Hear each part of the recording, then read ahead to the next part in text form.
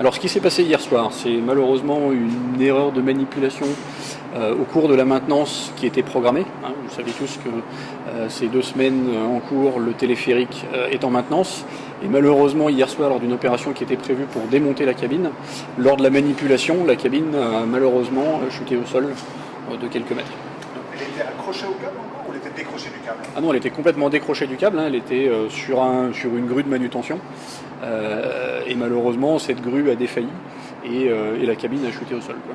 On ne sait pas exactement pourquoi ça a cassé. On ne sait pas encore exactement aujourd'hui pourquoi. Non. Tout à fait. Est-ce que les dégâts sont transportés sur la cabine? Alors malheureusement, c'est une jolie cabine très lourde qui pèse 3,5 tonnes. Donc vous imaginez une cabine de 3,5 tonnes qui tombe même de 50 cm de haut. Les dégâts sont assez importants parce que l'énergie est assez importante à dissiper. Donc aujourd'hui, on n'a pas complètement évalué les dégâts sur la cabine, mais malheureusement, même si elle semble assez intacte derrière moi, on a quand même des craintes sérieuses que la structure interne ne soit un petit peu endommagée. Elle est à changer intégralement? Je ne le sais pas aujourd'hui, mais c'est une possibilité. Elle est tombée de quelle hauteur précisément?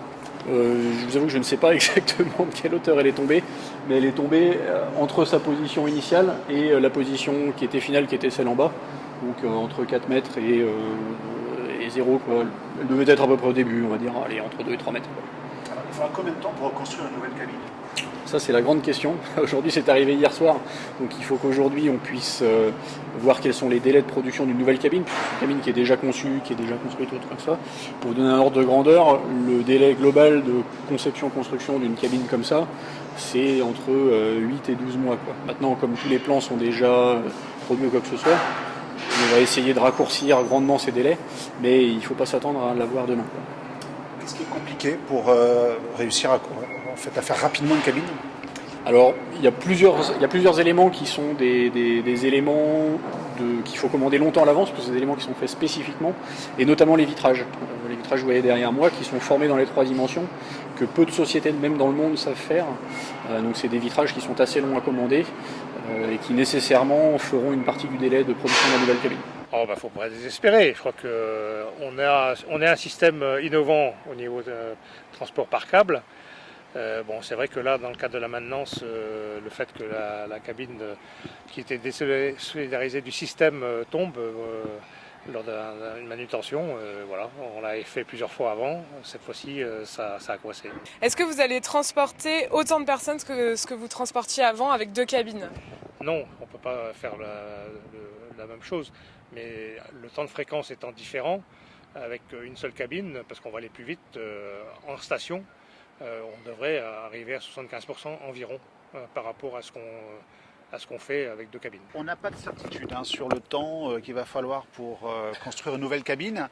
On pense plutôt autour de 6 à 8 mois. Vous confirmez que pour Noël, les 2 cabines seront vraiment en fonctionnement?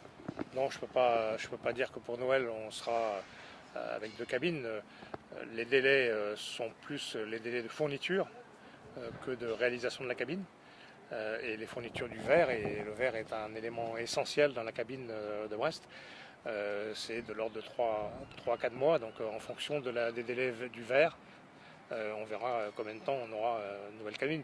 On parle de 6 à 8 mois, moi j'espère que si on se fixe 5 à 6 mois, ça serait bien. Est-ce que ce nouvel incident a une incidence financière pour la collectivité?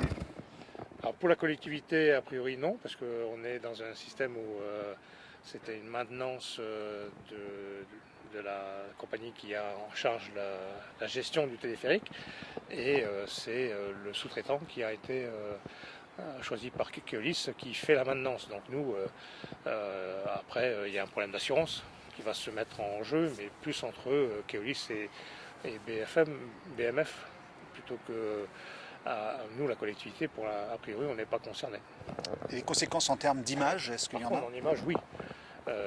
Parce que quand on parle du téléphérique, on ne parle pas de Keolis ou de BMF, on parle de la ville de Brest. Et là, en termes d'image, c'est un peu regrettable parce qu'on avait quand même commencé à faire notre petit trou sur le tourisme en juin et juillet.